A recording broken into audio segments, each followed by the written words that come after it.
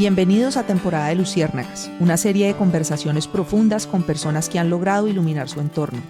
Esta es una invitación para que cada uno de nosotros encuentre esa chispa interna para aprender a brillar desde la autenticidad. Soy Lina y en cada episodio emprenderemos un viaje para explorar las historias de personas que han encontrado su luz y la han compartido con los demás. Las luciérnagas nos recuerdan que en los momentos más oscuros es cuando más podemos brillar e iluminar a otros. Bienvenidos a Temporada de Luciérnagas. Juan, bienvenido a Temporada de Luciérnagas. Para mí es un gusto tenerte hoy acá en esto fue como una ronda de grabaciones que hice en Medellín en una visita que le hice a mi hermana para conocer su nuevo lugar en el que vive. Y bueno, pues qué bonita coincidencia haber coincidido con vos en esta ciudad y tener la oportunidad de conversar en este espacio de un tema que considero tan relevante y ahora te voy a explicar un poco por qué.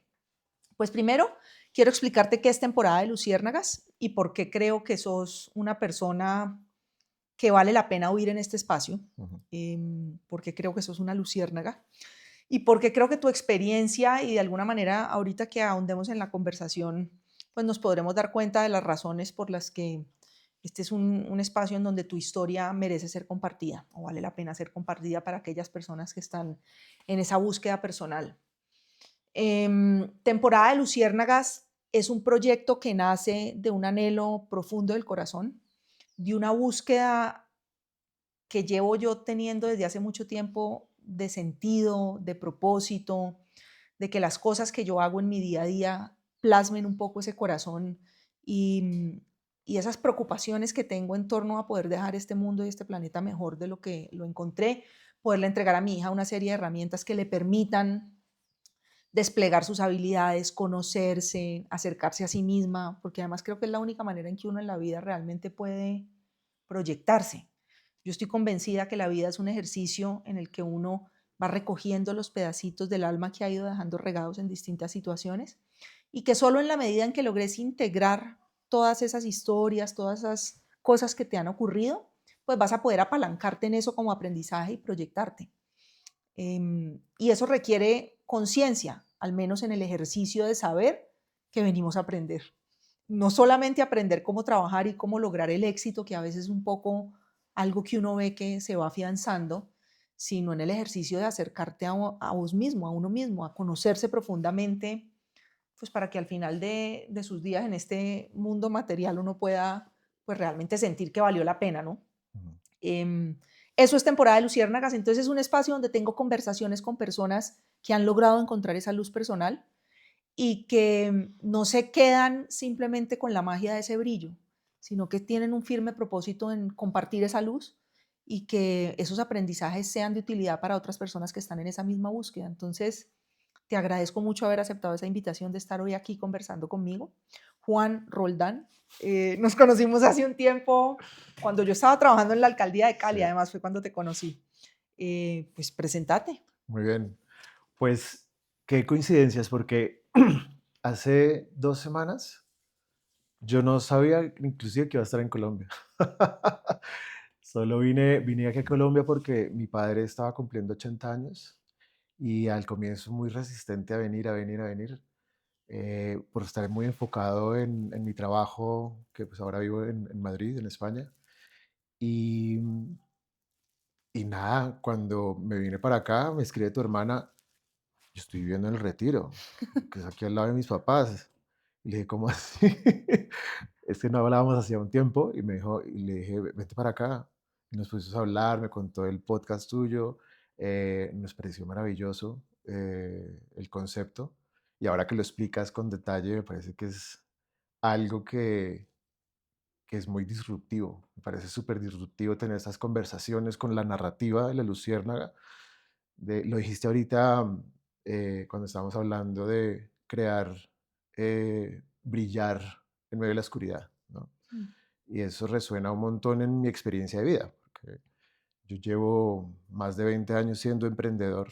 He creado hasta el momento mías 4 empresas con diferentes tipos de socios y he tenido unos éxitos maravillosos, pero he tenido unos fracasos monumentales también.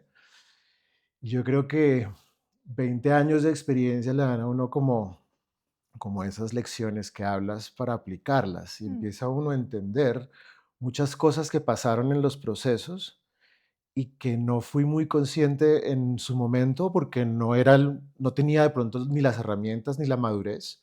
Simplemente sin saber explicarlas les daba como, esto fue suerte o esto es por obra y gracia. mm, ¿Sabes? Que es lo que utilizamos es cuando no sabemos explicar los eventos que pasan, o no sabemos madurarlos o no sabemos, digamos, afrontarlos con herramientas que de pronto no teníamos ya disponibilidad a la mano en su momento. ujú, Entonces, un poco para volver al comienzo de me digas, preséntate yo, bueno, yo he sido emprendedor 20 años, he pasado por diferentes industrias, empecé la primera empresa con mi hermano en el año 2006, 2007, como un concepto que hablamos, y con otro socio, y terminó siendo una empresa de videojuegos online que distribuíamos contenido por medio de redes sociales, que era algo eh, súper común, hot en su momento, ujú. en aquella época.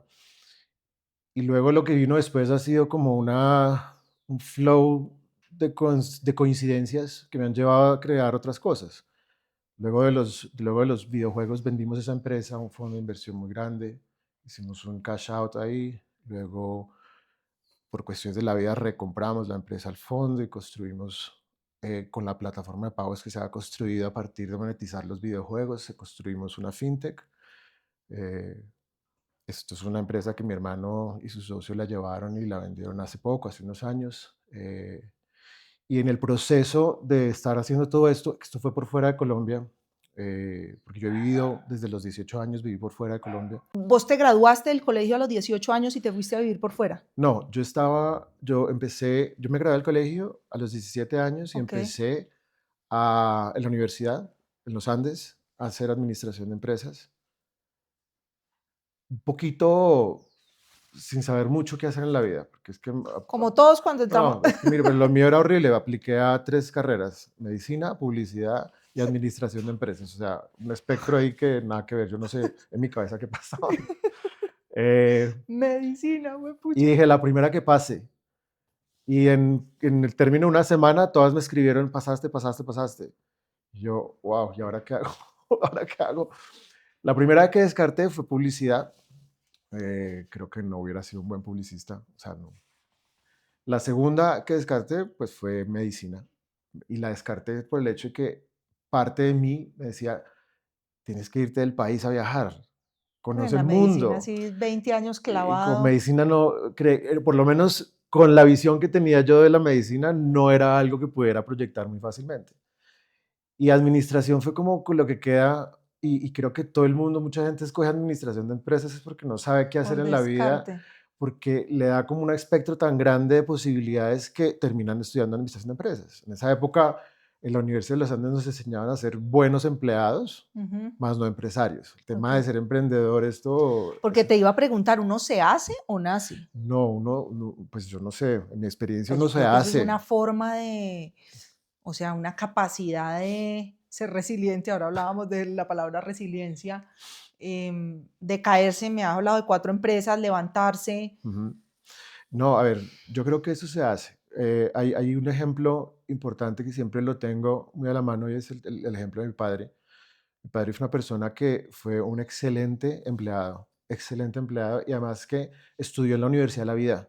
Él por cuestiones de su infancia venía de una familia muy humilde del campo y él hizo hasta primero bachillerato, Wow. pero con berraquera y con arriesgarse y tener pasión fue que y empezó trabajando de mensajero en un banco y terminó retirándose siendo un vicepresidente. Entonces, hizo su carrera en la vida y muy buen empleado.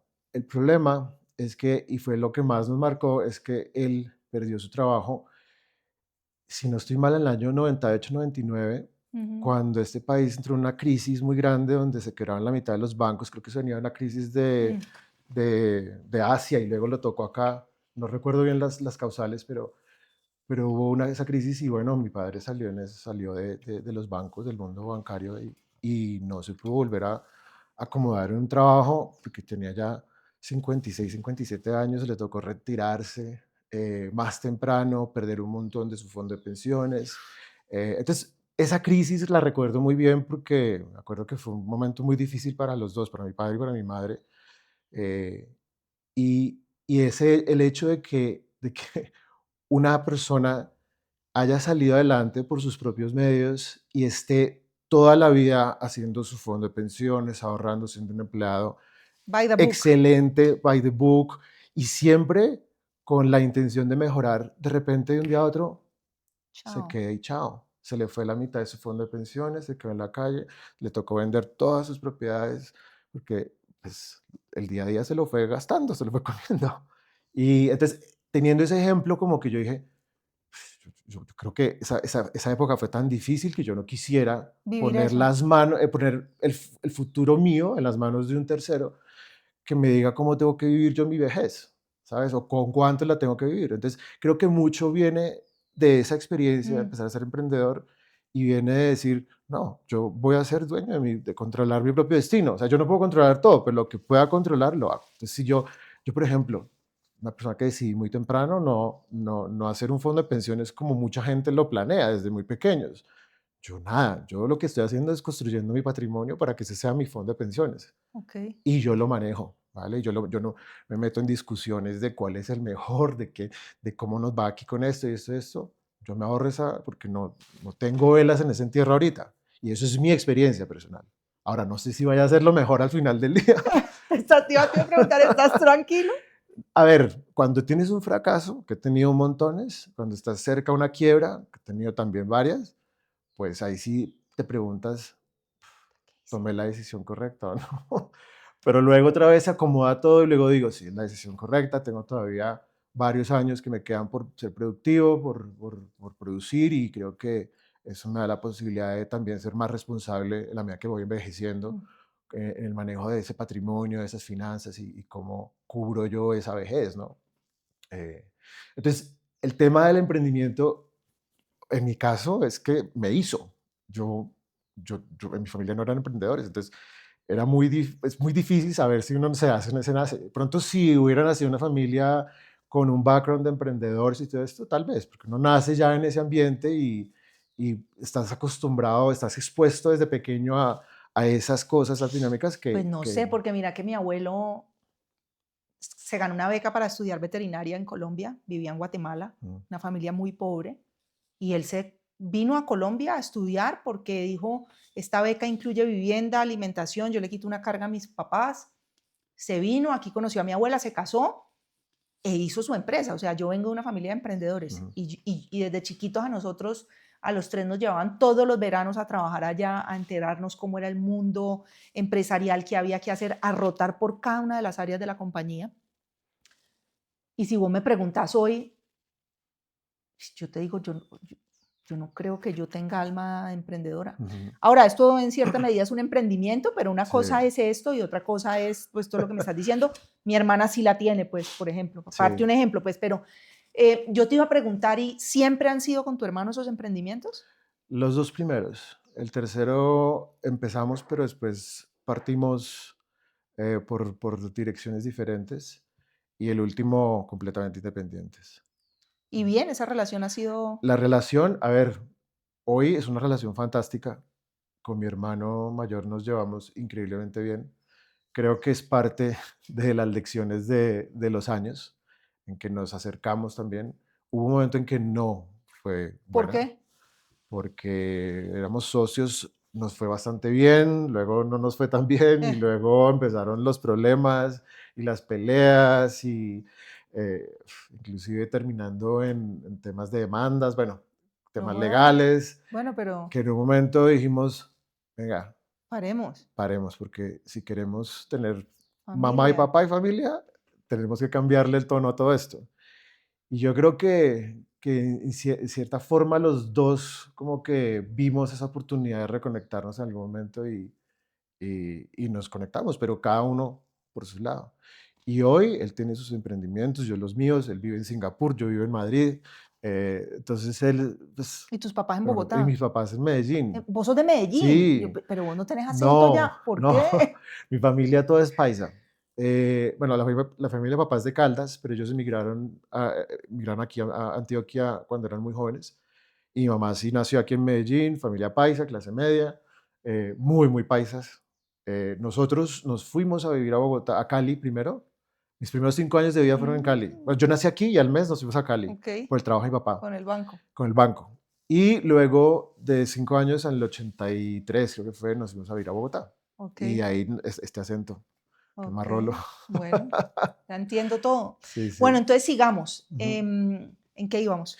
Entonces íbamos en quién soy yo, qué estaba haciendo yo. Bueno, la parte está de los emprendimientos, que es, empezamos con lo de los videojuegos, ¿Lo evolucionó vendieron? a ser el tema del fintech, que era la plataforma de pagos.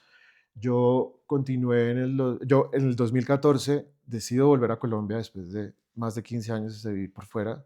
Estaba viviendo en Londres y tenía ya mi vida Sí. completamente arreglada Estabas ya. feliz allá. ¿En Sí, qué pero estabas trabajando? estaba en el proceso de vender la Ok, empresa, había pero ya seguía siendo vendido. emprendedora Sí, allá. sí, sí, claro, yo seguía trabajando para la empresa desde allá, pero había algo que me sonaba mucho, y es que la empresa tuvo 2 oficinas aquí en Colombia, Ujú. en Bogotá y en Medellín, aunque nuestra oficina principal era en Sao Paulo, en Brasil, y había una administrativa en Estados Unidos.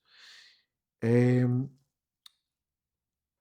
Pues, yo viajaba mucho en los últimos 2 3 años antes de decir volverme, viajaba mucho a Colombia, y ese era el momento donde Colombia estaba volando.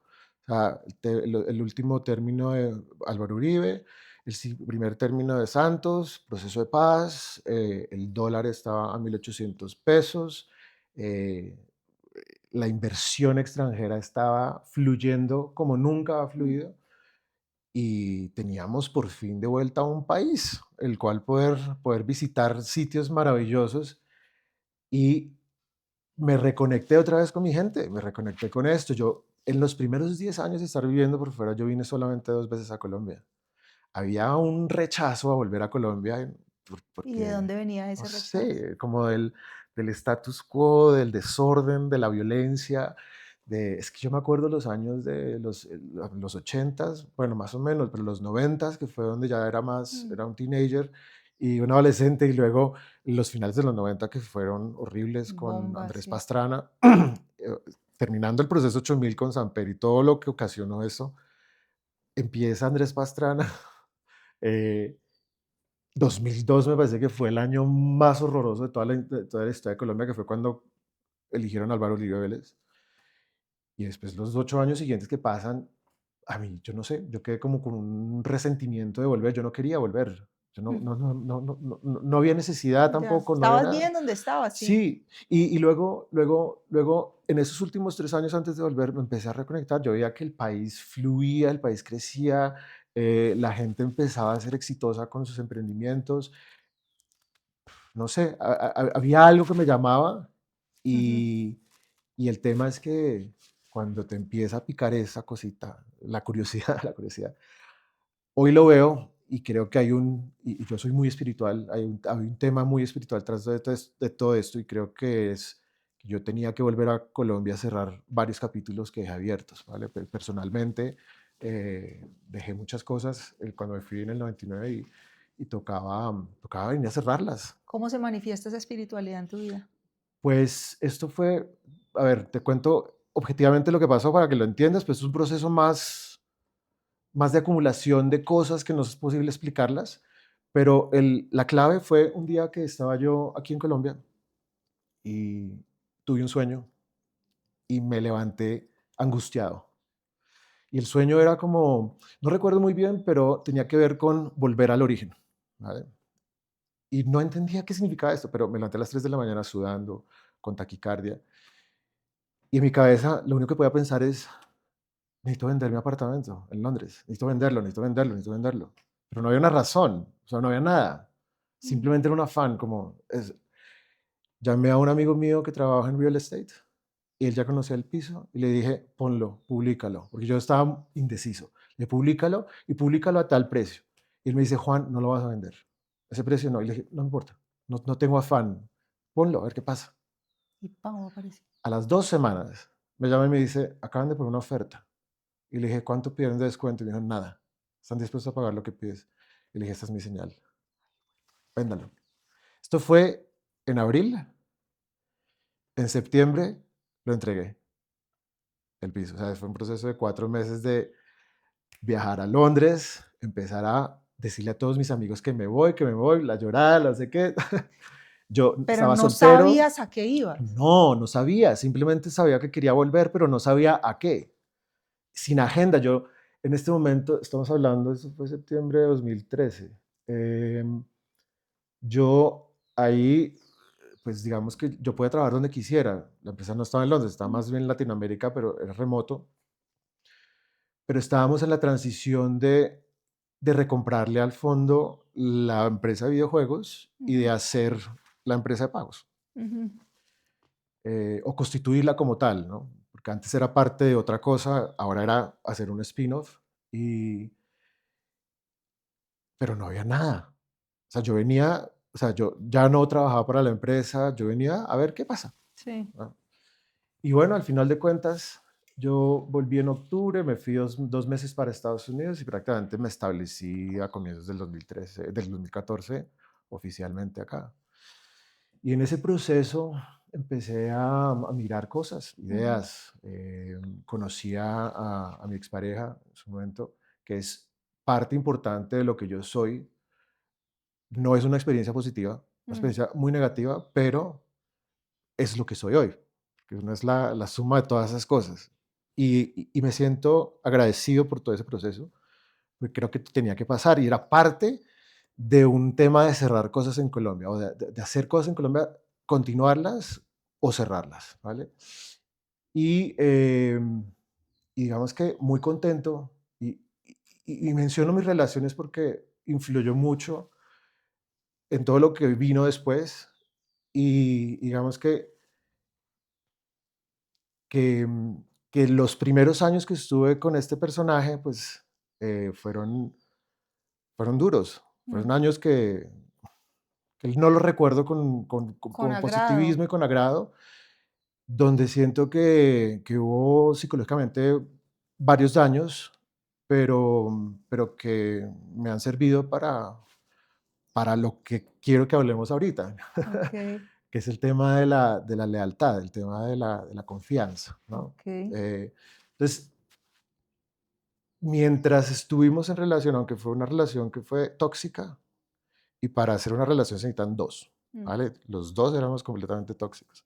Esa dinámica que se armó era Tenaz. terrible. Entonces, pero ¿Vos mientras te la estuvo pillás hoy esto, en retrospectiva o no, están totalmente. ya? Hoy entiendo, y después de haber hecho procesos psicológicos, Mm, psiquiátricos, todo esto, entiendo lo que pasó, ¿vale?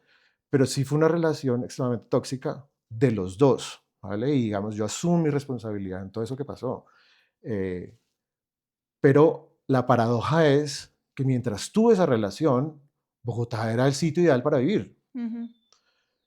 ¿Por qué? Cuando, no sé, pues Para vos para mí, decís, ya. sí. O sea, yo me aguantaba el trancón, la polución, los huecos, la corrupción, la violencia, todo. Pero le digo paradójico porque la relación era tan tóxica que es como para no aguantarse, es como para haber salido corriendo otra vez para otro Sí, lado. ya. Pero mientras estuvo esa relación, pues fueron 3 años 3 años de relación y un año en que sí que no, que sí que no, que sí que no. Y, y luego, después de que pasan esos 4 años, yo me encuentro viviendo en una nueva casa solo y digo, ¿Yo qué hago aquí? ¿yo qué hago? ¿Yo qué hice? ¿Yo por qué me fui de Londres? ¿Yo qué es esta vaina? Esto ya no hace sentido. Me Es voy. que odiaba el tráfico, sabía caminar, vivía pánico del susto que me robaban el móvil, la polución, todo. Entonces yo vivía viajando. Entonces me iba del país cada vez que podía.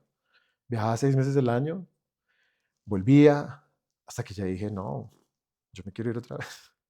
Yo no siento que pertenezco ya, siento que lo que ya tenía que haber cerrado lo cerré, lo que tenía que haber vivido lo viví, ahora me quiero volver a ir. ¿Y había algún tipo de claridad hacia dónde? ¿Londres?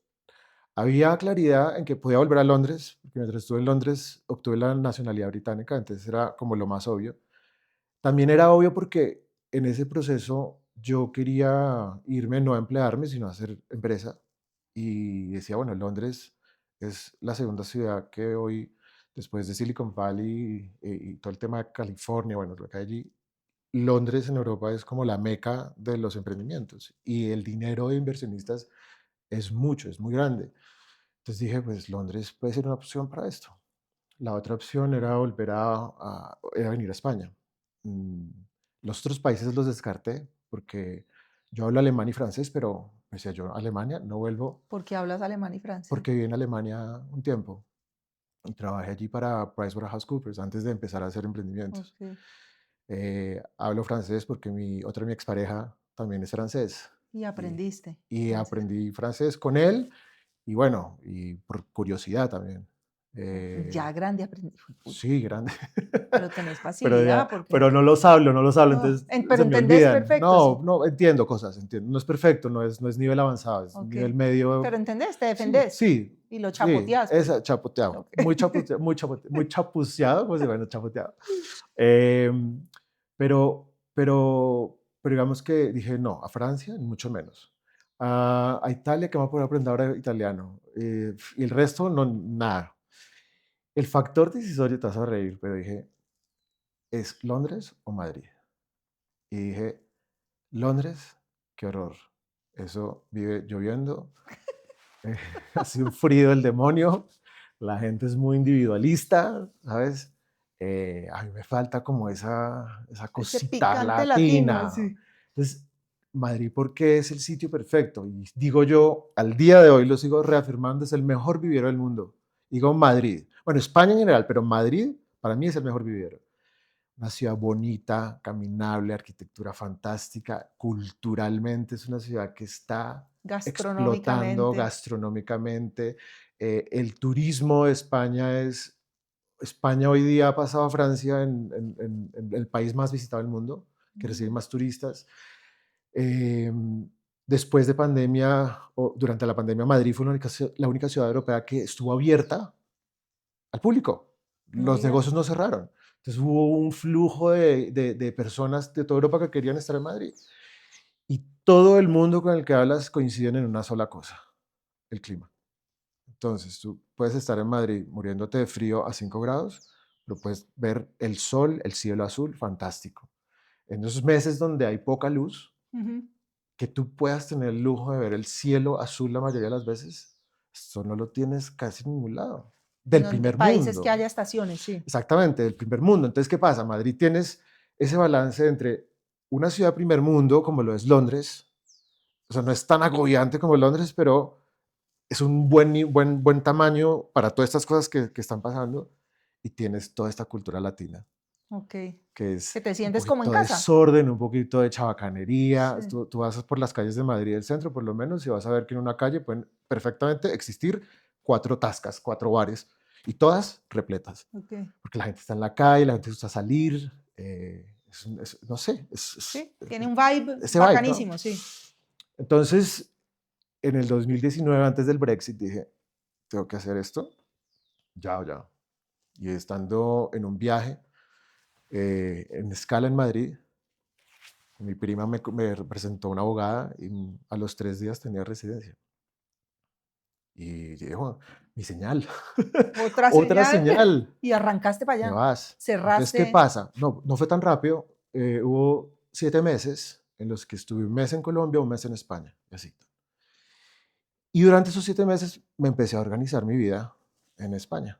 Eh,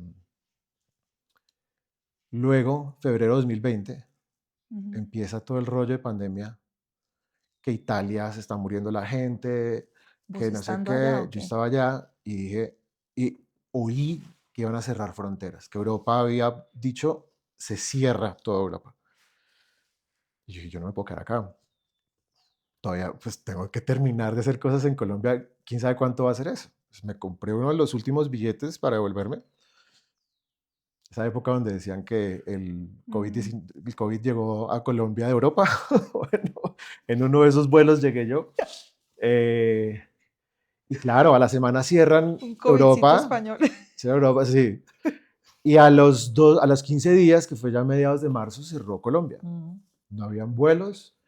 Yo dije, bueno, ¿y qué Mi pasó? hermano se quedó en Colombia. No, estaban en vacaciones con el hijo o se iban a trastear y se quedó en Colombia sin casa, cerraron. No, yo vivía en alquiler, yo tenía que devolver el apartamento. Yo ya había hablado con la dueña, le dije, yo voy a devolverte el apartamento. Cuando yo volví, le dije, todavía no te lo puedo devolver. Y me dice, no, tranquilo, tú quédate lo que más puedas. Ya. Entonces, no, yo me quedé tranquilo, no quise revolver eso porque eso es todo un proceso también, que además del estrés de las empresas que estaban sufriendo mucho, el estrés de ponerme a planear una Mm, mudanza y esto, dije, no, yo voy a dejar esto quietico sí, y ya. Y luego, eh, en ese proceso fue bien difícil porque los negocios en los que estaba, que eran turismo y transporte, pues fueron creo que las más las afectados más de todos. afectadas. Y bueno, yo estaba en proceso ¿Y los de, negocios de qué eran? era una plataforma de transporte, estilo Cabify, Okey, pero enfocada en el mundo corporativo. okey, Se llamaba Smart Taxi. Esta plataforma fue bien interesante, la tuvimos 6 años, yo era el socio mayoritario y yo era el que la movía. Y luego en pandemia de marzo a abril, que fue cuando cerró todo, se cayeron 95% de las ventas. Me quedaron dos contratos con dos empresas grandes del sector salud que que necesitaban tenían mover a que los empleados, pero al 31 de octubre, cuando oficialmente termina la pandemia, ellos terminan esos contratos y ahí chao, empecé sí. a parir. Y eso fue un proceso muy difícil porque además luego vino todo esta conmoción de paros y social En Cali sí que los que en vivimos. Cali, que destruyeron a Cali, en Colombia, en Bogotá, destruyeron todo el sistema público de Transmilenio, o sea, eso fue un caos total y esto duró 1 año y medio. No solamente era que pasáramos pandemia, sino que 1 año y medio de este Sí. proceso y digamos, la empresa no aguantó, no aguantó. Yo ya estaba en el proceso de nacionalidad en España, yo no podía moverme mucho de España, yo tenía que volver y volví a finales de ese año y, y ya cuando volví, como que viendo todo lo que estaba pasando acá, intentamos como hacer esto, trajimos unos inversionistas bastante interesantes del mundo del transporte, pero no logramos levantarla. Fue Mm, muy difícil. A ver, imagínate que en ese momento el mercado donde estábamos trabajando era así de grande, de repente se achiquita, ujú. el mercado corporativo desaparece porque todo Que el la mundo se gente quedó en deja de la viajar, casa, sí. entonces la gente ya no tenía necesidad de transportarse en lo que hacíamos nosotros y lo interesante de todo esto es que nos dimos cuenta que no necesitamos la presencialidad para mover el mundo. O sea, nos dimos cuenta que podíamos hacer cosas remoto. Tú vas a ver hoy, muchas empresas lo que dicen, vengan a trabajar medio tiempo, o sea, 2 días a la semana trabajan en la oficina y 3 en la casa. Si lo vas a ver, es Ah, como el estándar. Es el estándar en todo el mundo. Pero eso antes de pandemia, impensable. mm, Tenías que madrugar, llegar a tu oficina, marcar mm, tarjetas, ¿sabes? Hoy eso no pasa. Entonces, la dinámica de esa industria cambió tanto que empezar a competir con el usuario final, Uber, Cabify, los taxistas, empresas de taxis de este mundo, pues era mm. muy jodido y necesitaba una Una billetera Honda inyección, para esto. sí. Yo no la tenía y no había nadie que fuera a tenerla o a inyectarle a una empresa de estas con semejantes cambios tan estructurales entre las industrias. Al final la empresa se acabó y bueno, es un proceso también doloroso, muy doloroso también porque pues, era mi baby, ¿Cómo es pero ese proceso de cierre de algo que has visto no, es nacer, que al que le has metido el empeño? es como, aquí aplica lo que le dicen a uno en la universidad, haz el mapa de stakeholders y empieza a ver los mensajes de comunicación y estrategias con cada uno. Pues yo nunca había hecho un mapa de stakeholders, me senté a dibujar el mapa de stakeholders Mm, y ahí entendí que esa herramienta era extremadamente útil. Pues con cada stakeholder me tocó sentarme, hablar, con unos terminé re mal, con otros súper bien. O sea, bancos, mejor dicho, me apoyaron un montón, pero también hubo procesos mm, ¿sabes? De préstamos que quedamos ahí con cosas serias, porque eso es un proceso sí, de claro. cierre, de quiebra, ¿sabes? Prácticamente es una quiebra, ¿no? O ¿cómo le llaman acá? No sé, como una Sí, disolución, o sea, sí, una eso se llama liquidación, insolvencia. insolvencia, exactamente. Entonces, tienes que hablar con socios, tienes que hablar con, aunque yo era el socio mayoritario, tenía otros socios importantes y había que hablar con ellos y ellos habían puesto dinero y confiaban en uno. Entonces, Entonces hay que decir, oiga, hay que enfrentar estas cosas, ¿no? Empleados,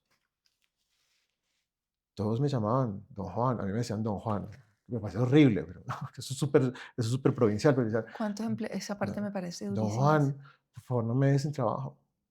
Co- Tenía yo casi 40 empleados y todos eran, ¿qué vamos a hacer? No nos dejen en la calle. Yo decía, yo es que no aguanto más, no podemos soportar esta operación. Y nos fuimos quedando con de a poquitos, de a poquitos, de a poquitos, de a poquitos. Y todavía tenemos procesos pendientes. Después de 5 años, todavía hay procesos pendientes en ese proceso de Qué disolución. duro. Entonces, ahí es un proceso muy emocional, o sea, muy, muy aburrido técnicamente porque es que es abrumador, pero también emocionalmente es un desgaste muy Por fuerte, eso es que yo te ¿vale? pregunto que cómo haces para reunir fuerzas para después de esto volver a arrancar. No, pues yo no sé, yo creo que es como ese espíritu de curiosidad, de ambición, de resiliencia, Eh, que me lo tengo tatuado acá. y Eh, hágale. y a empezar otra vez. ¿A Y pensarse en qué? ¿O vos no, tenías ya un entonces, área? no, nada. Entonces, ¿qué pasa? El proceso de mudarme a España fue con muchos bloques, o sea, No fue tan fluido. no, no fue cero fluido. O sea, la señal llegó en un momento donde el mundo funcionaba de una manera que hoy ya no funciona, y en ese proceso cambió, Ok. ¿vale? Y eso es un proceso que duró 2 años en readaptarme, y, y entonces yo vuelvo a España, creo que fue a finales de 2020, que me tomé uno de esos vuelos de los primeros que salieron cuando abrieron los aeropuertos aquí en Colombia. Y luego, eh, no, estuve un año sin hacer nada. O sea, mirando a ver qué, ¿Qué hacías? a ¿Cómo ver era un qué. día tuyo? No, a ver, primero, ¿Vas a hacer ese ejercicio? sí, pero ¿qué pasa? Yo no pude hacer la mudanza. O sea, dejaste tus cosas en Bogotá. Se quedaron una bodega en Bogotá. Y luego, pues todas mis cositas de una bodega dañándose, porque eso, tanto tiempo en una bodega, pues eso se Y eran daña, ¿no? cositas lindas. Yo me quedé en tu Cositas apartamento una vez. lindas, mis obras de arte, cosas que había yo tenido de mis viajes en muchos años, ¿sabes? Mi casa para mí es un refugio muy importante. Yo siempre mi casa la he construido en los términos que me gustan. No he tenido dificultades en tomar decisiones en hacerla así o así, o pintar esta pared, o nada. Siempre es como que mi casa tiene que ser el santuario donde yo pueda descansar de ese día a día que es agotador. Y entonces Mm, el proceso de ser emprendedor es muy agotador. Entonces, que la casa sea un ese, santuario, ese sí. santuario, ¿vale? Em, y luego entonces, ¿qué pasa? Yo me vengo para acá, mis cosas se quedan allá y yo estoy en un limbo. Entonces lo que hice fue me conseguí un Airbnb de una señora que conocía por allí y ella ¿Vos me andabas con dijo, una maleta con ropa o qué? no, una mochila de aventuras, porque antes de volver me fui a un viaje a Etiopía con un amigo mío que es un bloguero de viajes maravilloso, que algún día te lo presentaré porque ¿Es una luciérnaga? esta es una luciérnaga. Y nos fuimos a Etiopía, me dijo, no, estábamos en el Baupés, en pandemia, o sea, a Ok. finales, nos fuimos para el Baupés, o sea, al centro de la selva donde no llega nadie. Nos alquilamos 2 avionetas y nos fuimos un grupo de 10 personas. Nos tocó alquilar avioneta porque No no había llega nada otra. ya. Bueno, estábamos ahí en un chinchorro, en las 8 de la noche donde no hay luz, donde solo se ven luciérnagas. Habíamos tenido un día maravilloso porque nos fuimos al Jirijirimo. Esas son las cascadas del Jirijirimo. Eso es una Yo cosa quiero brutalmente conocer, ahora me divina contás. y allá no llega el turismo. Eso está cerrado para turistas, ¿no? Entonces Virgen. nos fuimos hasta allá y nos metimos por allá. Allá confluyen ¿Y cómo las sabías que eso disidencias de las existía, FARC, huepucha? porque ¿qué pasa? Porque lo que logró el proceso de paz, algo maravilloso para Colombia, Sí, fue que logró la apertura de todos estos que sitios. Yo pudiéramos ir a estos recorrí, en lugares. 5 años que estuve, lo más positivo de todos esos 5 años fue que ¿Estuviste en el Huejar? recorrí, ¿en dónde? ¿En el Huejar? Sí, claro, en el Meta. Pucha. Estuve en todos esos lugares donde uno nunca podía ir. Y lo hice con otra amiga mía, que es una mujer maravillosa, que también es otra luciérnaga, Ujú. que hace turismo de comunidades. ¿Vive en Colombia? Vive ahora en París, pero está entre París y Bogotá. Ok. Y tiene una agencia aquí en Colombia Para eso. para eso, para hacer Ok. turismo de comunidad. Entonces con ella nos íbamos a abrir las rutas que hoy está funcionando para su empresa. No me Entonces me digas decía, eso. Juan, camina y me Acompaña. acompañas a abrir esta ruta. Pues camine para allá. Pues Sandra, Cristian, que son estos dos personajes que tienes que entrevistar en un momento, armamos parche y la gente se empezó a pegar, gente que no conocíamos empezó a pegar el parche y al final era una avioneta y luego llegaron dos avionetas y dijimos, "Oh, no más gente", ¿sabes? Y nos hemos ido hasta la profundidad de la selva, fuimos al Jirijírimo, hicimos unas caminatas brutales, maravillosas, ¿Qué estuvimos recordás de por esos el río viajes? Apaporis, me No. acuerdo haber llegado en avioneta ese día y nos estaba esperando uno de los de la tribu indígena donde íbamos a quedarnos en una canoa grandísima y teníamos que cruzar como 6 horas el Apaporis hasta poder llegar hasta la primera comunidad. No, usted no imagina el paisaje tan maravilloso, no tener móvil, no tener señal, silencio sobre el ruido de la selva, de los insectos, de la cosa. eh, de repente había momentos donde caía un aguacero, pero brutal, y a la siguiente media hora tenías un sol divino, nos tirábamos al río, parábamos, o sea, el, el tiempo dejó de existir, Este país es hermoso, esto ¿no? no pasaba, o sea, eso fue maravilloso. Y una de esas noches donde estábamos en los Es el chinchorros recurso más ahí, preciado, no, el no, tiempo. increíble, Ujú. el tiempo. Y uno vive atacado para Ah, acá, para no, allá. eso es muy jodido. Entonces, estábamos ahí a las 8 de la noche, ya nos íbamos a dormir y Cristian me dijo, Juan, tengo un viaje a Etiopía. Esto era finales de noviembre o comienzos de diciembre. ¿Y yo cuándo? Pues a finales de este mes. A ver, muestre. Y me muestra un catálogo que le han mandado con el viaje. Esto se ve muy interesante. Era hacer 3 semanas, ir a vivir con las tribus del Valle del Olmo, en el sur de Etiopía. Visitar, creo que visitamos 11 12 tribus. Vos sos bien aventurero. Me encanta la aventura. Pero ahorita te voy a explicar y por cómo lo amarramos a este tema, porque es bien Ok. interesante. Pues nos fuimos para allá y mira que me dice, bueno, vivimos con estas tribus esta experiencia es life changing porque uno hace turismo de comunidad aquí en Colombia y digamos que los indígenas pues ya están más avanzaditos, ¿sabes? Tienen sus cosas, tienen su desarrollo, su comunidad y todo esto. Y todo lo que hace mi amiga para el turismo les ayuda mucho a desarrollarse como comunidad, a ser autosuficientes. Eh, pero lo que yo vi en Etiopía es que es como volver a hace 10.000 años Ujú. y cómo vivir con gente que no tiene ni idea de lo que uno es ni por qué uno se viste así. Eh, ¿Qué aprendiste? viven en chozas, viven en el piso, en el barro, sus colchones son el cuero de la vaca disecado, sus comidas son, ¿Conviven felices? mira, viven felices y uno les pregunta, ¿ustedes se creen pobres? Y ellos dicen, no, ¿por qué? Si tenemos todo. Mm. Hay unos casos extremos donde uno no puede ya hablar de esto, pero por ejemplo, la desnutrición es brutal digamos, en los niños, en los menores de edad. Entre esas tribus, el Mm. tema de la desnutrición es normal. Es más normal que uno se muera de niño Qué grande. a que llegue a la adolescencia, por ¿Por ejemplo. qué no están como Por, atentos a... no, porque son tribus que viven muy lejanas del Estado. El Estado no tiene cómo, digamos, O sea, hay llevarles una todas las tasa de mortalidad necesidades. infantil Muy altísima grande, ya. muy grande, muy grande. Tú veías a los niños con las barrigas así infladas. Y yo preguntaba qué es eso, ¿no? Pues, que es desnutrición, insectos que tienen adentro o que Parásitos. parásitos. Unas barrigas así grandototas. Y muy probablemente que esos niños no fueran a pasar de los 10 8 años. Ellos ni saben cuántos años tienen, porque eso tampoco es parte de su cultura.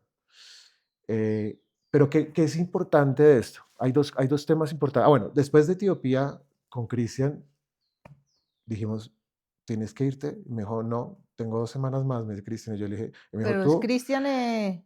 Christian Byfield. Ah, no me digas. Sí, estábamos a eso. Y entonces le digo, Cristian, ¿tienes afán? Y me dice, no, pues tengo que estar en 2 semanas en Colombia, pero yo. Quedémonos.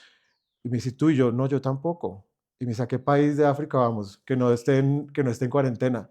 Pues fue, Tim Maridos, pues, fue, Mozambique. Cojo un avión, Al otro Él se día, la pasa viajando, sí, pues sí, sí, claro. así tal cual, cojo, compre un tiquete Addis, que es la capital de Etiopía, a Maputo, que es la capital de Mozambique, 5 horas y media, llegamos, visa on arrival. A mí ¿Se puede hacer eso allá? sí se puede, a mí me quedaban una página del pasaporte, casi no me dejan entrar, bueno, eso fue todo un rollo.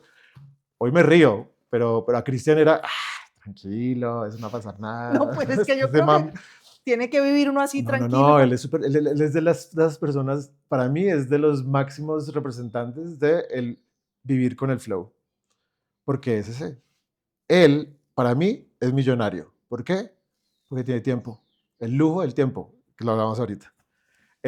Bueno, llegamos a Mozambique y vamos a hacernos un tour maravilloso, pero a los 3 días, 4 días declararon cuarentena. Entonces allá. nos tocó quedarnos en el sur del país, en un hotelito que no había nadie sino nosotros, con unas playas divinas para nosotros. Y bueno, nos terminamos quedando como 10 días ahí sin hacer nada. Y bueno, Maravilloso. conocimos Maputo y otras partes, pero bien interesante este país. ¿Qué pasa? Dos elecciones muy importantes acá. Una es que es el tiempo, el manejo del tiempo y la libertad que representa decir, no tengo que volver porque no tengo un compromiso que me diga que tengo que volver. Mm, O por lo menos puedo esperar. ¿Sabes? Que mm. tú puedas decir, listo, voy a aprovechar y hago y me voy para esto y fluyes, ¿no? ¿El emprendimiento te permite eso? Depende de qué estado estés en el Okey. emprendimiento. Eh, pero eso es una de las cosas. La otra cosa es que una de las cosas que yo entendí que para ser emprendedor hay que aprender a subtraerse, será, de extraerse, o sea, Sí, salirse ¿el problema? de ese Del rollo, bosque. de ese día a día y ver las cosas a 30.000 pies de altura. Y esto lo encuentras tú en cualquier libro de literatura empresarial, emprendedores, donde los momentos de eureka son los que ocurren es cuando tú dejas a un lado todo ese rollo de las ideas, El ruido. te desligas completamente de ese ruido y algo internamente sigue pasando en tu cabeza que tú no comprendes porque no es un proceso que se sienta ni lo veas, sino que de repente llega tu momento eureka, ¿vale? Entonces, en ¿Esos serán esa, llamados del alma o qué? yo no sé cómo les llamarán, yo sé que, yo creo que es parte de la vida y de las formas. Las cosas, por ejemplo, digamos, después de ese viaje, entendí lo que tenía que pasar con mi vida en el adelante, con los emprendimientos que estaban acabándose en Colombia, con lo que venía a futuro, y empecé a tener mis insights de cómo irme hacia el camino que hoy estoy, ¿no? El silencio también ayuda a El eso, ¿no? silencio, es impresionante. Entonces tú vas, de repente, pasas un periodo de unos 9 meses, 8 meses de pandemia, el proceso desgastante, hablar con stakeholders, los empleados, ¿no? O sea, que tienes que sacar de la empresa. Bueno, todo esto lo deja a uno tan desgastado que cuando te vas a una aventura como estas y te desconectas completamente, como que tu cuerpo lo agradece también y tu mente lo agradece. Y después empiezan a pasar milagros o, sí, o las cosas que uno quiere que pasen y tienes claridad, empiezas a hacer, a atar cabos en las experiencias que tienes, con las que estás viviendo. Una de las cosas más bonitas de ese viaje, por Hacer ejemplo, justamente lo que acabas de describir, como salirte claro, del rollo y del para que veas mejor desde arriba, porque uno en ese día a día te mm, come y no ves con claridad. Y tú como CEO o emprendedor o líder de la empresa tienes que poder ver ¿para dónde para es? dónde vas en 2, 3 años, tienes que poder proyectarte. Y si no lo haces tú, no lo va a hacer Mm, nadie. mm. Entonces, creo que lo agradecen, todo el mundo que está alrededor tuyo lo agradece porque el genio te cambia, ¿sabes? Te vuelves más centrado, ¿sabes?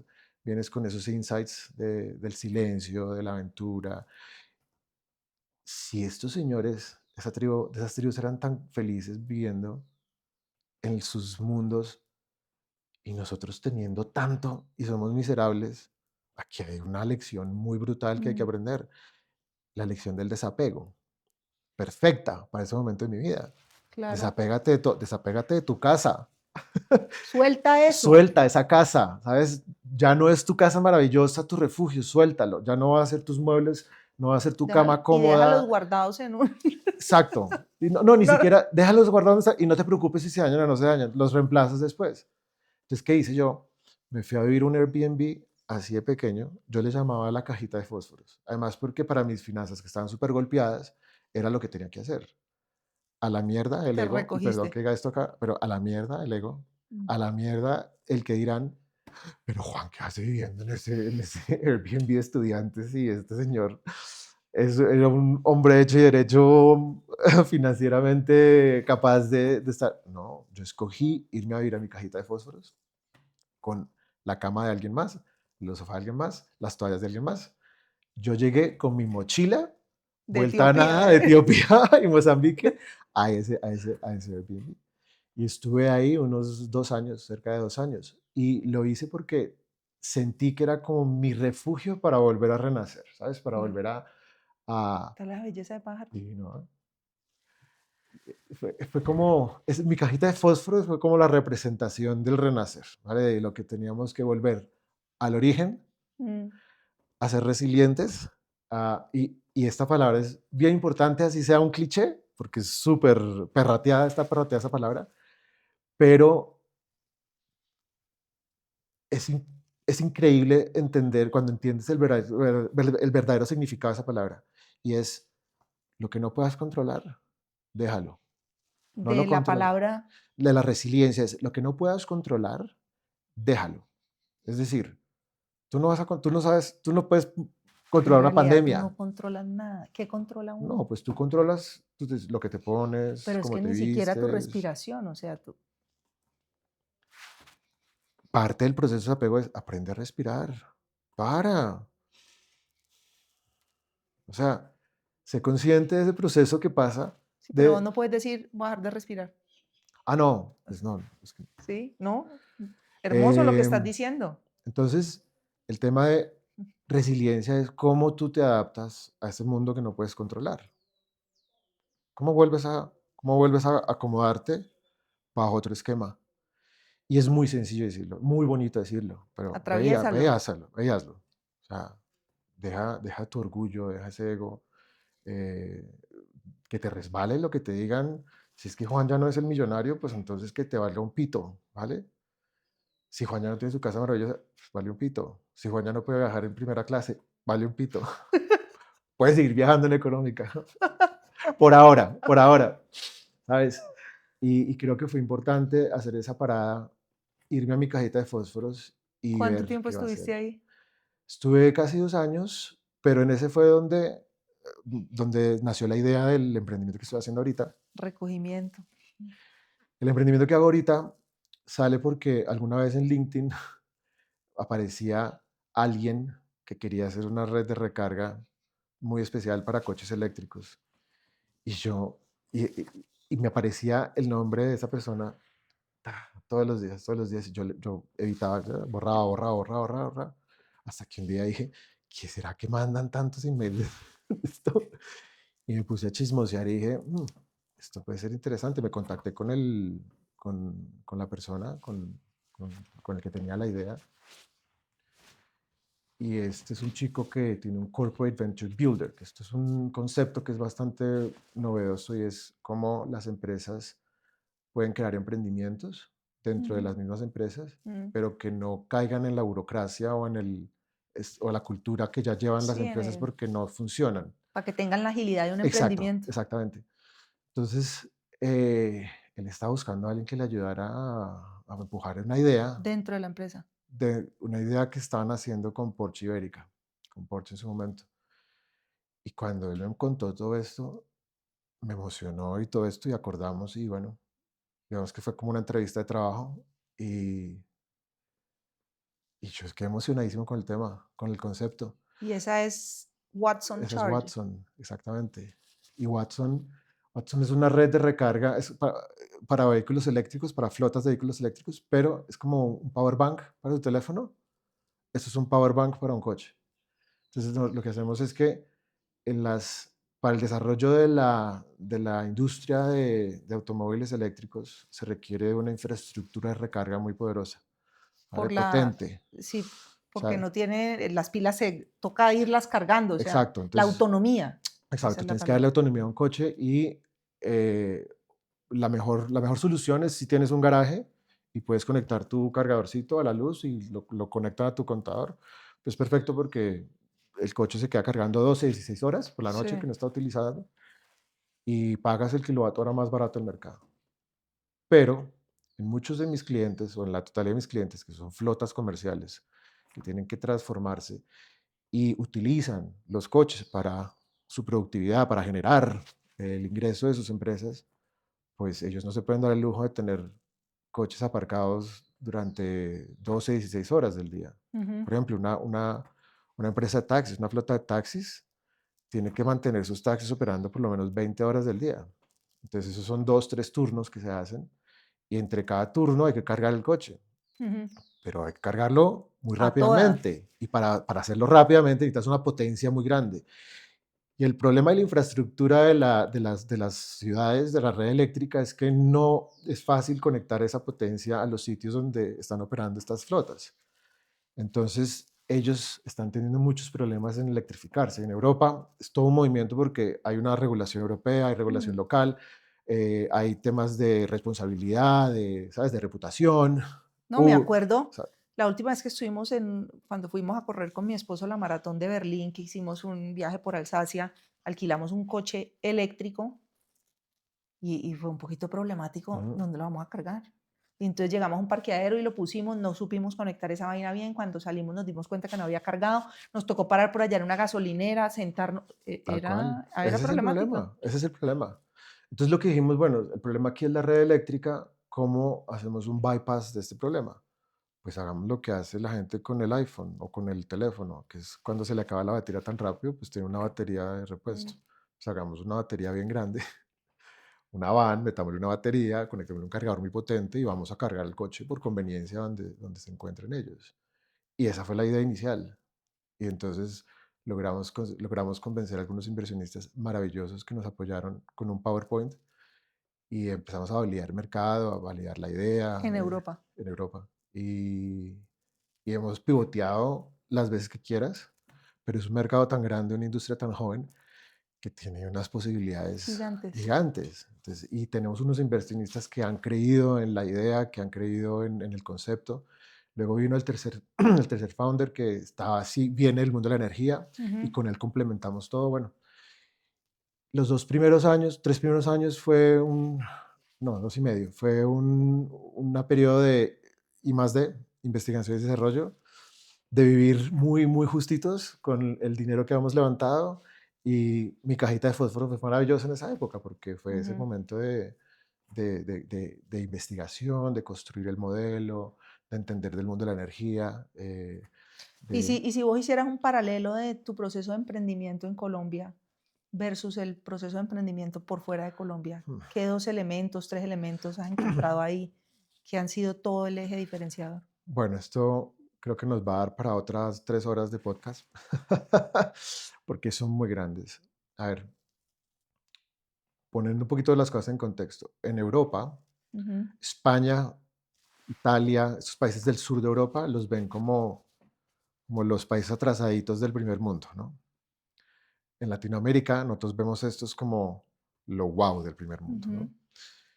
¿Hay procesos burocráticos? Sí, los hay en España. Es un país muy burocrático que tiene un aparato de Estado, de gobierno muy complejo, donde se pagan impuestos, lo que no te digo, o sea, es horroroso lo que se pagan impuestos allá. eh, Mucha corrupción. Mm. Para los niveles europeos, España es de los países más corruptos, pero las cosas fluyen. O sea, en medio de esa burocracia, las cosas fluyen. ¿Y por qué Y crees que fluyen? pues porque hay una cultura diferente. Y lo hablábamos ahorita, algo, y es algo que entendí viviendo en España. Y hoy día llevo el mismo tiempo que pasé en Colombia, lo llevo viviendo en España, Ujú. ¿vale? Y mi vida ha sido muy diferente. O sea, el nivel de estrés ha sido mucho menor de lo que fue en Colombia. Eh, el nivel de desgaste emocional, mucho menor de lo que fue en Colombia. ¿Y por qué? Hoy lo entiendo y este concepto que lo hablamos ahorita, es el concepto de la buena fe, ¿vale? Ujú, El concepto de la buena fe es un concepto que entiendo tienen los abogados para explicar las cosas que no pueden explicar con tecnicismos legales ujú. y que se da por descontado en una transacción, ¿vale? Entonces, cualquiera que sea la transacción, pero un contrato nunca te cubre todos los riesgos que tiene esa Mm, transacción. Por eso hay un concepto de la buena fe que es, sé que no vamos a escribirlo todo, pero confío en vos. confío en vos, ¿vale? Ese es lo primero que yo veo que utilizan los británicos, que fue con quien yo profesionalmente me crié, los alemanes también, que me crié con ellos profesionalmente. Vos sabés que hay eh, una tabla que muestra cómo, pues, hay una correlación entre más confianza interpersonal hay, mayor desarrollo. es que, es que, es que es obvio. O sea, para mí es obvio. Hoy, día es obvio. ¿Qué pasó en esos 5 años y medio que estuve en Colombia, 6 años? Yo me tuve que desgastar mucho tratando de construir confianza Con la gente, con con tus cualquiera que sean mis grupos de interés. stakeholders, con los grupos de interés. En España, eso se da por descontado. En Inglaterra, más que por descontado. En Alemania, pues ni te digo. Es que pasa, para mí la productividad del empleado colombiano o del emprendedor colombiano, de los que están en todo ese ecosistema de empresas colombiano, se va al piso Ujú, porque hay un desgaste muy grande tratando de construir confianza, ¿vale? ujú, Entonces tú te vas para un banco, creo que han evolucionado los bancos, pero en esa época en la que estaba aquí, te vas para un banco y tenías que poner tu huella en 80 documentos ujú. para probar que tú eras el legítimo, que Soy eras el yo. que era y que eras tú el que estaba firmando legítimamente, ¿no? Eh, Mientras que en los años anteriores yo ya hacía todo online con los bancos, volver a Colombia y tener que ir hasta las sucursales para hacer un montón de cosas. Creo que eso ha evolucionado, pero en esa época no era tan... eh, inclusive hace poquito estoy en un banco y me Pues hicieron volver a ahora, poner una huella y yo pero es dije, que yo te voy a ¿pero decir qué una está cosa, hace pasado? poquito yo me suplantaron mi identidad, sacaron tarjetas, créditos, yo decía, pero ¿cómo es que esto pasa? Si yo voy a sacar un crédito para mí es requiere un trámite, o Claro, sea, toca entregar, claro. ¿cómo lograron esto? Pero no, eso que mencionas de la confianza, es decir, y te voy a decir una cosa, yo creo que el momento coyuntural que vive nuestro país, en el que sistemáticamente uno ve un ataque a las instituciones, lo que busca es destruir esa confianza o esa poca confianza que queda para atacar el sistema democrático, que es lo que nos permite ser libres. Y a eso es a lo que le están apostando. Y cuando vos mirás los distintos actores o en las mediciones que hay, por ejemplo, el Edelman Trust Barometer, no sé si lo Sí, conoces. no conozco bien, pero he oído. Mm, Bueno, en Colombia, em, los empresarios y las empresas todavía gozan con altos niveles de confianza. mm, El gobierno no, las ONGs no, los medios de comunicación no. Y ahí yo siento que el empresario y el emprendedor, que también es un empresario, tiene un papel fundamental en la construcción de esos vínculos de confianza que no tenemos. completamente. Y eso viene de una responsabilidad de cada quien. Yo creo que a lo que le falta aquí en Colombia es muchísimo, Ujú. al empresario promedio colombiano, le falta muchísimo el concepto de empatía. Creo que somos muy antipáticos en ciertas Como horas. ante el proceso del otro, decís. Ante todo, sí, digamos que somos un país que somos antipáticos de por sí, es decir, un país que no le duelen las muertes que hay diarias Mm, en el conflicto en el que estamos, no le tiene por qué doler tampoco, porque nos volvimos como inmunes a eso. Es como tan normal como se vuelve parte que del maten a paisaje. gente todos los días que uno se vuelve inmune. Entonces, no le asume uno una posición de, "Pues, ese no es mi problema, Mm. ¿vale?". Yo creo que a mucha gente, a muchos emprendedores les falta empatía, a muchos empresarios, creo que empresarios más que a los emprendedores, les falta empatía. Y Pero dame un ejemplo de qué te gustaría ver. pues yo creo que, eh, a ver, esto puede sonar muy cliché, pero es mi experiencia. Este país lo conforma, el aparato económico de este país son las pymes, son las pequeñas y medianas empresas. Sí. Creo que existe, por ejemplo, un montón de procesos de las empresas grandes con las pymes que no son amigables. Por ejemplo, tuvieron que sacar una ley de pago a 60 días para que las empresas grandes pagaran a 60 días y dejaran de financiarse a 120, que me pasaba a mí. Como jalonar esa cadena de proveedores de una manera más. Exactamente, más amable. Mira, en España no hay un pago hoy día que se demore más de 60 días, más de eso. O sea, y son pocos los que se demoran más.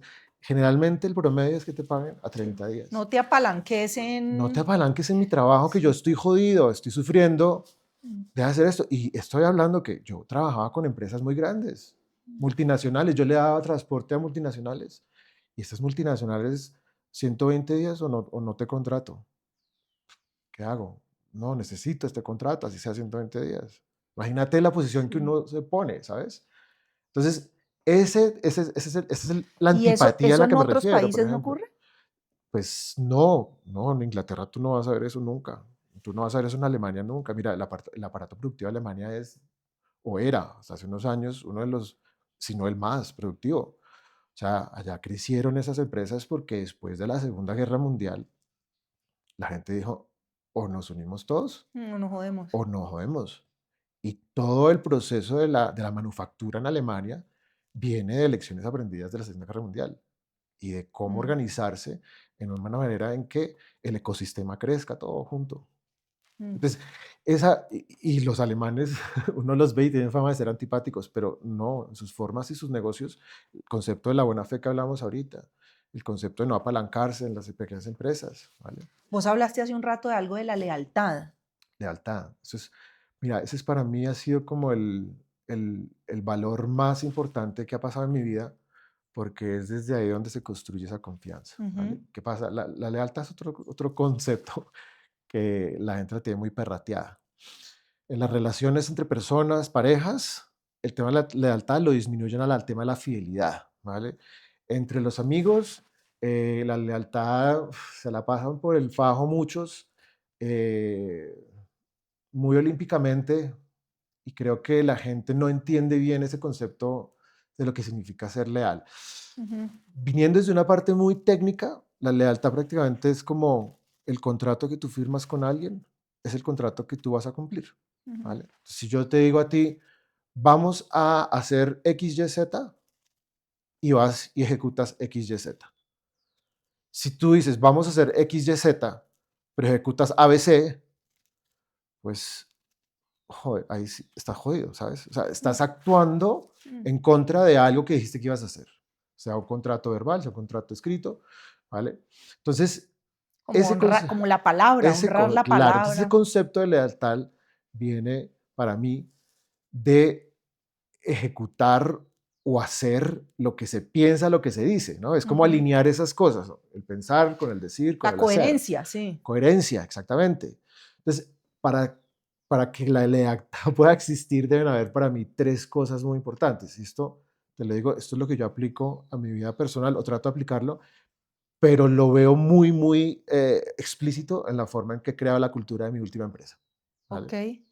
Y a todos mis empleados los educo en esto que estoy hablando, el Porque además concepto de es la que, es decir, lealtad. la cultura en una organización va directamente ligada al comportamiento que tenga su CEO. Es que el Es un 60% de la labor de un espejo. CEO es crear la cultura y el otro 40% que la empresa no se quede sin fondos. Mm, sí. ¿Sabes? Entonces, esa lealtad tiene para mí tres valores principales. Uno es la honestidad con la que tú comunicas las cosas. Si vamos a hacer un contrato, seamos honestos en hacer el contrato. Si el contrato dice X, Y, Z, hacemos X, Y, Z. Si tú quieres hacer ABC, no hay problema, Dímelo. pero dímelo. Lo hablamos, lo negociamos y lo dejamos. Y estoy hablando esto aplicado a cualquier tipo de transacción, personal, Claro. profesional, lo que sea. O sea, con tu pareja, con tu Total. esposo, con tus amigos, es exactamente lo mismo. ¿Cómo eres honesto en esos acuerdos? Ser ¿Vale? trustworthy. Y esto es tan jodido, esto no es fácil. No. Es que, te voy a decir, es que es muy jodido ser honesto en esta vida. Es muy jodido decir la verdad. Es muy jodido decir la verdad, porque la verdad duele. Que tú no quieres, porque además de eso hay un montón de procesos que van asociados a decir la verdad, que son muy, muy difíciles de recorrer. Entonces, mi terapeuta me dice, ¿qué nivel de verdad estás dispuesta a asumir sobre ti misma, pues? Totalmente, No, qué mentira exactamente. te vas a decir Pero para mira, estar bien. aplica eso al nivel, a un sector empresarial, a un sector, a una empresa, a unas pymes. O sea, ¿tú cómo actúas siempre honestamente bajo la verdad? En este país, que estamos acostumbrados a que todo el mundo sea falso, Mm. empezando desde los gobiernos, que son los que deberían dar ejemplo. O sea, llegó el gobierno del cambio lleno de corrupción, peor que las anteriores. Dime, ¿qué le dice eso al que está tratando de crear una empresa, un emprendedor? ¿Qué, qué lecciones le deja ese mismo Estado, que es el que tiene que dar dar El la cara, el ejemplo, ejemplo? no ¿Ah? cambie las reglas de juego, Exacto. sí. Entonces, a todo nivel, decir la verdad es muy jodido. El siguiente punto es cómo dices esa verdad, cómo la comunicas. ¿Cómo la comunicas? ¿Eres empático? ¿O eres un hijo de puta hablando? ¿O eres un maniático? ¿Sabes? O eres un narcisista, un tóxico. Y ahí viene mi background personal, ¿sabes? ¿Cómo dices esa verdad? ¿Cómo la comunicas? ¿Cómo te sientes? ¿Cómo te pones en los zapatos del otro Y ahí para además estoy comunicarla? pegando cómo eso depende dentro de una organización de la capacidad de ese líder de verse a sí mismo. Si no la tienes, es como, Totalmente, totalmente. ¿Cuántos líderes empresariales en Colombia dicen la verdad todos los días? ¿Cómo calculan su comunicación para que influenciar sus intereses?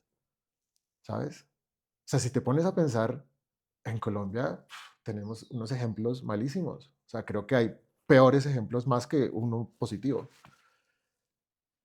Y ahí el tercero, que viene agarrado a estas dos cosas, es cómo generas confianza, ese espacio seguro para poder vulnerarse y poder hablar honestamente y de una manera empática, una manera que te pongas en en los zapatos del otro, ¿vale? Ese safe space, cómo lo generas vos en la práctica has para puesto esto ti? en práctica y Claro. has visto los resultados No de eso. solamente lo he puesto en práctica, lo he construido y se lo digo a todos a mis colaboradores todos los días. Cada 3 meses hacemos un all hands con toda la empresa y yo empiezo a ver cuáles son los valores de esta empresa, pero no quiero que me los digan como una clase, no, díganme ejemplos de qué temas de lealtad pueden traer a la mesa. Y se demoran mucho, pero como que ese proceso de pensamiento los lleva a decir, ah, mierda, Juan tenía razón. Juan estaba hablando de lealtad cuando se refería a esto que nos pasó, tal, ¿sabes? O Es sea, súper pones a prueba tu importante, coherencia entre es súper you walk the importante, talk. exactamente, es súper importante. Mira, esta parte de aquí arriba, y te digo, te explico si tienes tiempo esta filosofía y la termino, Explícamela. porque creo que se adapta muy bien viene de mi experiencia personal, Ujú. viene de lo que yo quiero ser como persona a futuro, y te soy muy sincero, a veces fallo, muchas veces, o sea, fallo, pero lo importante es concientizar y volver a aprender, ¿vale? Porque esto no es un proceso donde hay un destino, no, esto es para toda la vida, ¿vale? Solo que te vuelves mejor haciendo este proceso. Entonces, todo este proceso, todos estos valores de lealtad creo que nos dan una base muy sólida para trabajar en equipo, Ujú. porque yo sí creo que el trabajo en equipo es de lo más importante que existe en una empresa. O sea, las empresas salen adelante porque los equipos tienen unas dinámicas que se arman y, o sea, una persona no es Mm, el influenciador del éxito de una empresa, no. mm, Esto es todo un equipo, ¿vale? Entonces, esto nos da las bases. Y hay otra segunda base, otro pilar que empieza por tres valores que terminan en uno muy significativo. Y el primero es lo que yo le llamo en inglés, le llamo el courage, coraje, ujú, ¿vale? ¿Te acuerdas que te conté el tema de mi papá y todo mm. esto? Como alguien que solo tenía educación de bachillerato en los años 50, empieza, se va del pueblo a la gran ciudad, empieza a trabajar de mensajero en un banco y empieza a correr. Tipo sin educación, pues un coraje a salirse de esa zona de confort, una, unas ganas de arriesgarse a aprender. Ujú, Y esto la mayoría de la gente no lo tiene. ujú. ¿Sabes? No lo tiene. Somos pocos los que tenemos el, Coraje. el coraje de hacer las cosas. de salir de nuestra zona de confort. A mucha gente no le gusta salirse de su zona de confort y está bien, eso no es una Es crítica. cómodo, sí. No, es cómodo para muchos. Entonces, tú ves empleados que han durado 40 años en una empresa haciendo exactamente lo mismo, pues porque ahí se quedaron, están bien y esto no hay que criticarlo, esto hay que celebrarlo también. Pero necesitamos gente con coraje para que el mundo se mueva, ¿vale? A todos los niveles, en tus relaciones personales, en tus relaciones profesionales. Tú tienes el coraje, tienes que tener el coraje de decirle a tu marido si quieres abrir tu relación. Perdón, estoy haciendo un ejemplo, Sí, pero sí, si imagínate tú quisiera diciéndole a eso, tu amigo, sí. esposo, que no me acuerdo cómo se llama tu esposo, Este, Esteban, marica, estoy aburrida, quiero abrir la relación. ¿Tú te imaginas el coraje que hay que tener para sentarse con tu pareja y decir, quiero abrir la relación bajo el modelo de lealtad, ¿no? De decir la verdad, de cambiar el contrato y arriesgarte a que tu pareja te diga, ¿estás loca, mija, o qué? ¿Pero en qué mundo? Lo que tienes es que se pueden aparecer un montón de procesos de culpa, de shame, ¿sabes? De vergüenza, que te hagan retroceder a tu zona de confort. Eso es un modelo personal, pero Sí, llévalo también a las aplica, empresas, sí. aplícalo a las empresas. Como una empresa que de pronto quiere una pyme, que quiere empezar a vender al exterior, ¿sabes? Y tiene el coraje de irse a una feria de Bogotá a Miami a exponer sus productos, a que les vaya mal, a que toda la plática que invirtieron se les vaya, ¿sabes? ¿Cómo lo hace? Ese coraje de pasar por ese proceso que a veces es doloroso, ¿vale? Que tiene que ver con la verdad, Mm, ¿ok? Lo que viene atado al coraje es lo que en inglés le llaman grit, que es pasión, sí, como el empuje, la gasolina, ¿no? O sea, sí. El drive, el drive, exactamente. sí. Tú te levantas todos los días a ir a hacer tu trabajo, pero tienes esto como tu pasión, creo yo, ¿no? O sea, es Mm, lo que percibo, que este sí, podcast es como lo que te da sí, pasión, sí. ¿sabes? Quieres hacer diferencia, porque es que es eso. Entonces, te levantas todos los días pensando, bueno, voy a entrevistar hoy a Juan, voy a entrevistar a no sé quién, vamos a ver qué sacamos de esto. Te vienes hasta Medellín, Mm, a las carreras, dejas a tus hijas en Cali, pero te vienes porque hay una pasión detrás, hay un propósito detrás de esto, ¿vale? que Entonces, me mueve, sí. te mueves, entonces es el grit, ¿no? Que te mueves. Y el tercero es la autonomía. Y esto es bien importante porque no existe autonomía si tú no eres una persona con coraje y con pasión. Es imposible que exista autonomía. ¿Por qué? Tú nunca vas a ver a una persona que lleva 40 años en el mismo trabajo, en la misma tarea, que vaya y haga decisiones autónomas. Esa persona hace las cosas que le dicen los superiores, ¿sabes? Mm, Tú nunca vas a tener a alguien autónomo realmente que no sea, que no tenga coraje y no se arriesgue a hacer las cosas y no se levante pensando va a cambiar el mundo el día de hoy. o sea, la comodidad apaga esa llama un poco. Totalmente. La comodidad es de los peores valores o temas para un emprendedor. Es que si tú como emprendedor te acomodas, Te jodiste, se te fue el bus. te moriste. O sea, te mueres, te mueres, te mueres. Entonces, en cierta manera, la comodidad es eso.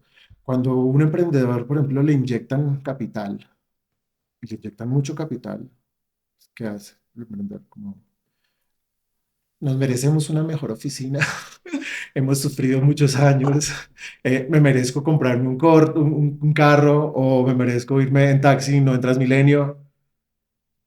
¿Y qué empiezas? Pues empiezas a gastarte la platica y ahí empiezas a cagarla si no eres consciente de ese proceso. Ok. Yo digo que el emprendimiento, y siempre me preguntan, ¿y para ti qué es emprendimiento? Y yo, el emprendimiento es el arte de manejar la escasez, ¿vale? Porque cuando tú tienes escasez, es que salen las mejores ideas, es que estás controlando los gastos como un general, ¿sabes? Y todo eso lo logras con autonomía, ¿vale? Yo, por ejemplo, soy una persona que toma decisiones complejas todos los días y ya me acostumbré. Y mucha gente viene, Juan, ¿qué hago? ¿Qué hago? Y yo, esto. Es porque ya lo sé, porque mi experiencia me lo dicta, es porque mi El gut gut. feeling me lo dicta también, ¿sabes? Yo no podría llevarle un set de estas decisiones tan complejas a alguien que ha sido cómodo durante toda su vida, porque es que no me va a dar una solución, ¿vale? Entonces, una de las cosas que yo trato de hacer es incomodar a mi gente. ¿Cómo la incomodas? Les pones retos nuevos, les pones unas metas que a la Hay que estar vista despiertos, sí, general tenemos que estar despiertos. no se ven alcanzables, pero que algo pase y las siempre las alcanzan, ¿sabes? Entonces, creo que es muy importante que esos tres elementos se confluyan y se unan para hacer algo que yo digo, ejecutemos. Porque si tú como emprendedor no ejecutas, te mueres. ¿Sabes? En esa comodidad te mueres. Se te va el bus. Los momentos que tienes tú como emprendedor para pivotear, si tu idea no ha Sí. calado, son muy corticos, son muy pequeños. Y si te demoraste tomando una decisión, pues se te fue la oportunidad y te toca volver a empezar. Entonces, la ejecución es muy importante. Trabajo en equipo es importantísimo. Lo de arriba, y hablamos de lealtad, todo eso para mí es la base de ese trabajo en equipo. Lo que viene después es la base para ejecutar y Ok, ejecutar ágilmente, rápido.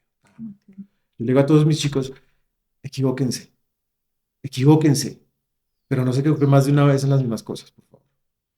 Porque ahí están los Si no problemas. jodemos, Sí. vamos rodando para abajo. Entonces yo creo que, digamos, Watson ha sido una empresa muy compleja, con procesos muy complejos, con temas que yo no Pero te coge conocía. también en un momento de maduración personal y profesional Totalmente, bacanísimo. totalmente. Por eso te digo que agradezco hoy día Mm. todas las enseñanzas del pasado, los éxitos, las quiebras, mis relaciones tóxicas, todas las agradezco porque todas esas me han dejado a mí algo que aplicar de no hacer o que sí hacer, ¿sabes? Mm. Entonces, esta claridad con la que te hablo hoy día no es la claridad de alguien que hasta ahora está empezando su emprendimiento. Esta claridad es alguien que lleva más de 20 años en este mundo y que le ha tocado batallar, ¿sabes? Y, y afortunadamente he logrado como aterrizar ese concepto que es muy difícil que aterrizarlo y que mal que bien esté acalando dentro de la psiquis de mi empresa, ¿no? Ve una pregunta, ¿y están mentoreando? Porque ¿cómo haces para devolver un poco esas experiencias que has tenido? Pues muy informalmente, de repente gente que me pide ayuda, pero no lo hago como muy metódicamente o Mm. no tengo una disciplina ahorita con alguien para mentorear, pero me encantaría. Y una de las cosas que busco siempre es poder hablar de esto. A ver, si tú vas a ver en los últimos años, yo casi no hablo, no me gusta, pero siento que hay mucho que dar y siento que, digamos, hablando con tu hermana, Mm. Vero, y yo le contaba esto y me decía, pero qué pasión la que tienes cuando cuentas esto. Y le Sí, dije, es que "Marica, se es que te siente. me mueve mucho porque me toca fibras, ¿sabes? Y si podemos estar en el podcast tuyo, pues qué maravilla porque le estás hablando tú a los empresarios, pero desde un punto de vista que no se habla generalmente, lo que me decías ahorita, vamos a hablar de Evita. Hablemos de otras cosas más interesantes. Evita para la universidad o otro espacio, pero hablemos de lealtad, hablemos de buena fe, De hablemos coraje. de coraje, de grit, de todas estas cosas maravillosas que la gente cree que son los soft skills, ¿no? Son los skills más importantes en la vida. O sea, Pues Juan, ha sido un absoluto gusto conversar con vos en temporada de igualmente, Luciérnagas, qué tipo tan maravilloso, emanas una luz muy bacana, que estoy segura que le es de utilidad o le va a ser de utilidad a tantas personas en tantos ámbitos, no solo para emprender, sino para uno, todos esos tipos, el coraje, el grit, la lealtad, la confianza, todo eso lo necesita uno con uno mismo, la verdad, no, de verdad que sí.